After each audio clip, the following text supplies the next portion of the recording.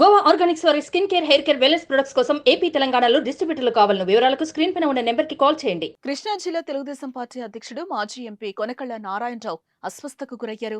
ఆయన గుండెపోటుకు గురవడంతో వెంటనే కుటుంబ సభ్యులు స్థానికంగా ఉన్న ఆసుపత్రికి తరలించడం జరిగింది. అక్కడ ప్రాథమిక చికిత్స అనంతరం మెరుగైన వైద్యం కోసం విజయవాడ రమేష్ ఆసుపత్రికి తీసుకెళ్లారు. అయితే కొనకళ్ళ నారాయణ ఆరోగ్యం నిలకడగా ఉందని, ఎవరూ ఆందోళన చెందాల్సిన అవసరం లేదని కుటుంబ సభ్యులు తెలియజేశారు. కొనకళ్ళ గుండెపోటుకు గురయ్యారన్న వార్తతో ఆయన అభిమానులు, టీడీపీ శ్రేణులు ఆందోళనకు గురవుతున్నారు. ఆయన ఆరోగ్య పరిస్థితి గురించి టీడీపీ అధినేత చంద్రబాబు, యువనేత నారా లోకేష్ ఆరా తీసినట్టుగా తెలుస్తోంది.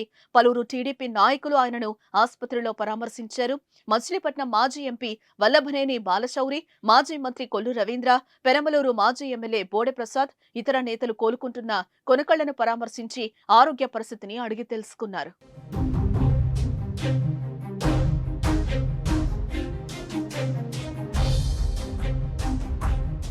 కొనకళ్లకు గుండెపోటు రావటం ఇది రెండోసారి. గతంలో తెలంగాణ, ఆంధ్ర విభజన సమయంలో ఢిల్లీలోని పార్లమెంట్లో మొదటిసారిగా గుండెపోటుకు గురయ్యారాయన. మరోసారి ఇప్పుడు హార్ట్ స్ట్రోక్ రావటం ఆందోళన కలిగిస్తోంది. కొనకళ్ళ నారాయణరావు 2009, 2014 ఎన్నికల్లో తెలుగుదేశం పార్టీ తరపున మచిలీపట్నం ఎంపీగా గెలిచారు.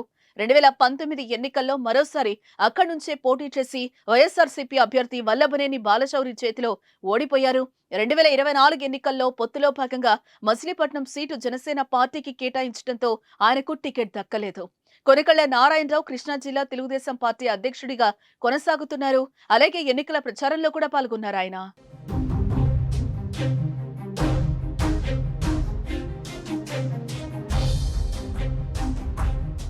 సుమన్ టీవీలో మీ పర్సనల్ అండ్ బిజినెస్ ప్రమోషన్స్ కోసం కింది నెంబర్కి కాంటాక్ట్ చేయండి.